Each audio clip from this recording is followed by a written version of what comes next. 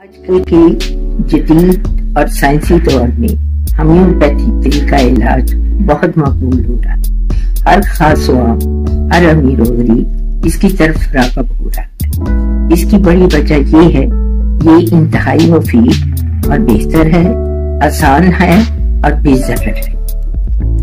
Homeopathic طریقہ علاج سے انسانی جسم کو نقصان پہنچائے بغیر ہم اس مرض کا علاج کر سکتے ہیں۔ اس میں کبھی سنگل ریمیڈی استعمال کی جاتی ہے اور کبھی کمبائن، کبھی ایک دوائی کی علامات مرض کی علامات سے ملا کے وہ دی جاتی ہے اور کبھی چند دوائیوں کا مرکب بنا کر اس مرض کا علاج کیا جاتا ہے۔